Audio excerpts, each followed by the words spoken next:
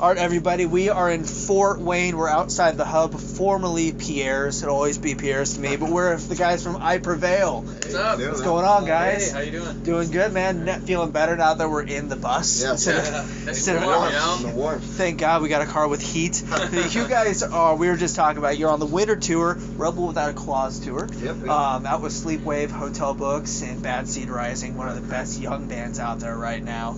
But man, touring in the winter, how do you guys stay warm? This is ridiculous. I mean, you gotta bundle up, man. I got 3 blankets in my bunk, and I huddle up at night. I don't know. Sit there and we huddle up and we just sip whiskey and that's there we warm, go. You know? I like it. We got a little thermostat over there too, and that thing is getting cranked. Awesome. All the time.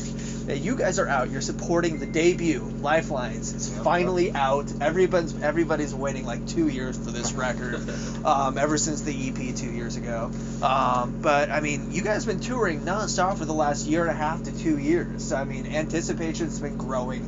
We just saw you guys at Louder Than Life almost, I think, 2 months to the day, I believe. And but it's got to feel good. It's got to make touring easier when you have the record out. The fans know the music. Touring now compared to a year ago, how is it different for you guys right now? Longer sets. There we go. More sure. There we go. It's kind of refreshing after playing, I think it was like 130 shows we ended with the EP, playing 130 shows with the same 7 songs. So That's it's tough. cool now. Yeah. So it's cool now to add some more songs to our set list or repertoire. Yeah, we've kind of grown up too over the past couple of years. Learned a lot about life on the road because when we went into it, we were all pretty fresh to this whole thing. I don't think any guy in the band had ever actually gone on a long tour. Kind of learn as you go type thing. Yeah. So we've learned a lot of things over the past couple of years. But yeah, finally being able to play all these new songs that we've been kind of holding on to for so long has been really rewarding. And seeing all the fans already knowing lyrics and stuff. Yeah. It's been crazy. I mean, you guys got to go out with a couple bands, kind of learn the ropes a little bit. Pierce the Veil earlier this year, over the summer. I mean, going out with bands like that, I mean, what were you able to soak in and learn from those guys? And also, how much fun was that going on the road with those guys? I mean, that had to have been a party all summer long. Pierce the Veil have been nicest dudes you'll ever meet. I mean, they're a little bit older than us, and they've been doing it since we were kids. They've been doing it a long time, and so you never know, like, when we were starting off, you never knew what like the veteran bands were like, whether they were like the state of themselves or like too cool or too hot to trot. But like these guys were like day 3, they're like, yeah, come on the green room, we got some Jameson. I love Jameson, let's go drink. Like, they were just the most down to earth, humble guys, and just picking up on like seeing that you can tour for years on end and still have that still love it, still have that passion. They just had the perfect balance too, like so professional when it came to the shows and whatnot, but being able to relax after shows and chill out, playing ping pong like second day on the tour with the guys and stuff. So bands like that and Hollywood and Dead and stuff, we had looked up to them for years, and get on a package that you're actually touring with these guys as opposed to being in the crowd was insane. And just seeing how humble they are is pretty cool. What are some of the songs from Lifelines that you guys maybe were keeping in the holster a little bit that you're like, finally we can let it out, we can play this live? And were there any that you've just been waiting to get out there? I got one. I'll let you go first. Come and Get It. I love finally playing that. It's like, if you're watching this and you're a shit talker, go listen to Come and Get It. It's nice. Man, how many kids are like, they're just a Taylor Swift cover band. Oh man, that's what all they're ever gonna be. And finally, just to go out there and start off the bat, just play Come and Get It, and be like, yes, we're still playing. You don't even have to play that cover song. We're still playing, and kids are singing these words. It's awesome. Really rewarding experience. I was stoked to get out there and play the title track, Lifelines. It's cool. That sounds like a really catchy song, I think. Oh yeah, probably for me, one of the ones that it's actually the last song on the record, so hopefully fans will start to get to learn it more as they listen to the album more. But Worst Part of Me is actually one that really live, just a lot of energy, a lot of emotion out of it. So that one I've had a lot of fun playing. I like so far. Outcast. Oh, yeah. Outcast is one of my favorites so far. Hell yeah, that's a fun one. Think we'll get to hear that live tonight, maybe? Unfortunately, we don't have too long. I think we're at 30-minute sets tonight. Yeah, so real quick into the point tonight. Okay. I think we got a bunch of new songs. I think we got one We'll be leading with Come and Get It too. Oh yeah. Straight out of the. It's like a shared show tonight, so we'll do 30 minutes tonight. The rest of the tour is all an hour. So awesome. Yeah, we're getting right to the meat and potatoes tonight. Awesome. You talked about the Taylor Swift cover earlier, Blank Space. Obviously, we got to touch on that. Yep. But as soon as that like went viral, it seemed like. I mean, that immediately started picking up some steam for you guys. How were you able to use that to your guys' advantage to really kind of push the album when it came out and get the attention out there? Yeah, I mean, it was the kind of greatest marketing tool we could have ever asked for. You know, obviously covers get pretty big for a lot of bands, yeah. But you know, we expected now 30,000 views, we were going to be happy. But over like a year. Yeah, but when we saw the number climb, we said, all right, it's time to capitalize, and all the people checking out the cover, we need to get them to go listen to our EP. Right. So they started listening to the EP, and I think it really helped the fan base grow, and that's the cool thing. The cover wasn't just a thing that people like the cover and then they think the EP is shit. I think a lot of people said, all right, the cover and the EP kind of a similar sound. I like it. I like this band. It really led into to this album and had a lot of buzz around it. So awesome. Yeah, I mean, I can't stand Taylor Swift, but your guys' version of it makes me like the song. I'm like, what's this? That's just good. It's just good. It's just good.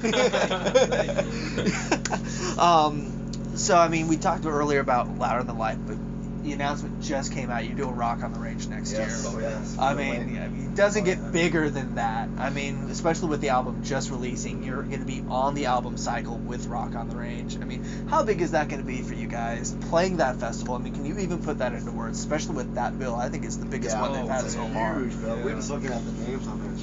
Wow. But how many bands are on that bill? Like, I know it's going to be split up into 3 days and we'll be there one day, but like, right. What are the odds? Can we just stay the whole time? Is that cool? Tell the oh yeah. We're just staying the other 2 days.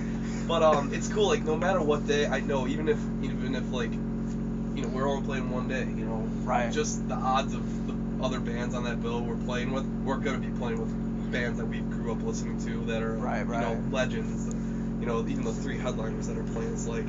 Whatever day. I think we know. I can't say. I was gonna say, do you know the day yet? We don't know the day, but we may know, who. But that band, I know personally, I'm a huge fan of, and I'm like sitting here shaking. Can't wait to just watch them.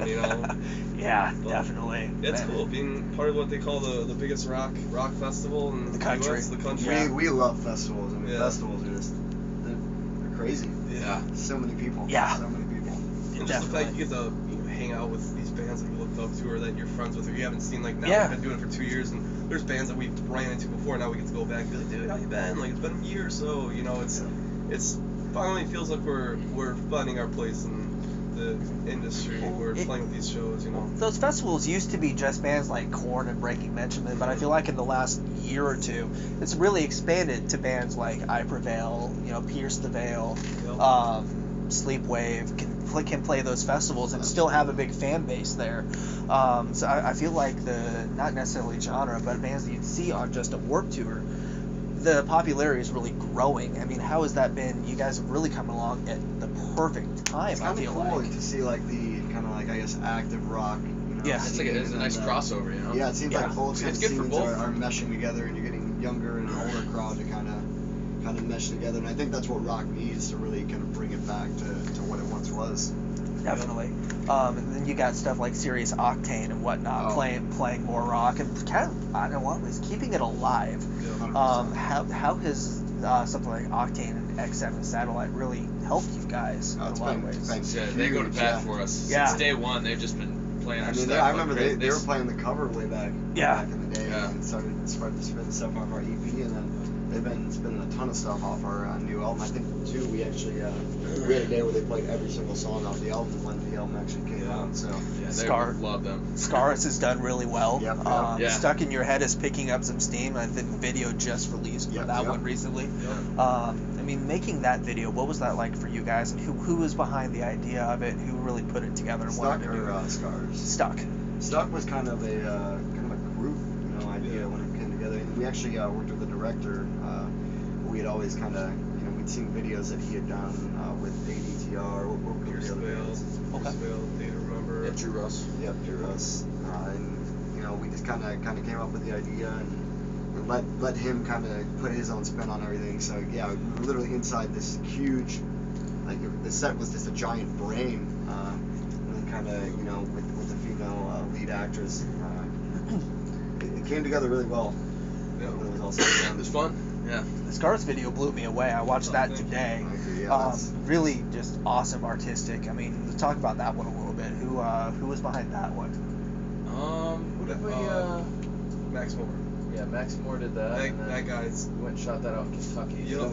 That was fun. Drove 6 or 7 hours down to Kentucky one day. Damn. Did the whole thing in one day. That guy's awesome, man. Like, you see some directors that only work with like this genre or that genre. You go through his list. He works with bands that are like up and coming. He works with bands that are just huge. Like, and just seeing his work, he has no limits on his style. Like, he's open. So like for our first video, we're like, this is the guy. Like, he's not gonna be like, all right, you sound like this, so I'm gonna box you in a bright, colorful, right? Poppy, which isn't bad, but it's having very open. I think what gave that video such a awesome. The appeal was awesome. The appeal was. Words are hard right now, but I think the video really summed up. I'm gonna take this. I think the video really overall summed up though what the song was about.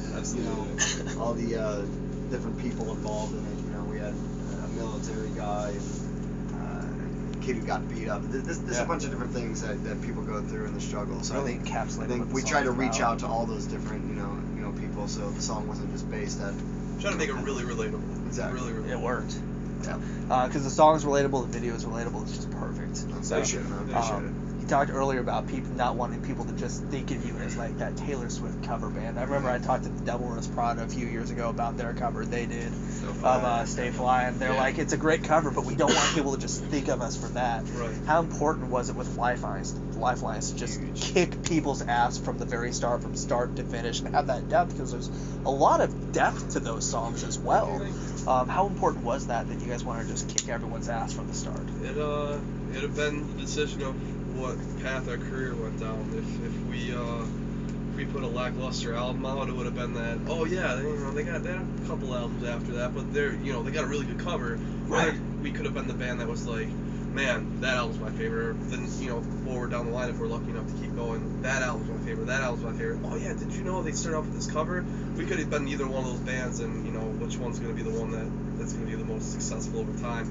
And we got a lot of motivation out of a lot of people who talked crap and stuff, way back in the day. So going into that album and being able to channel all that, all the people that just called us a cover band, it gave us a lot of motivation in the long run. I think that's kind of why the album turned out the way it did, and we just worked our ass off on it. Awesome. It paid off. Album's doing great already, and it's just going to keep climbing.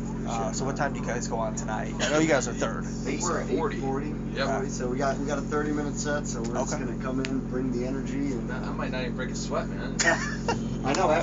These have been the longest sets we've ever done on the headlining tour, so tonight should be Cakewalk. Kind of a cakewalk opposed to what we've been doing. So yeah, we'll go out there and give it all tonight. Awesome. Well, looking forward to seeing the set. Louder Than Life was my first I Prevail show. This will be number 2. Right. Our number 2. Can't wait to see you guys. I think you guys are going to steal the show tonight. Honestly, I've just had that feeling. Find something to climb on in there. There's going to be nothing left of the Hub Entertainment Center when you guys are done. So it's going to be an outdoor show for Pop Evil when you guys are done. Can't wait to see the show. You guys have a great set tonight. Looking forward to seeing it. Thanks for taking time tonight. I appreciate it. So, thanks a lot, guys.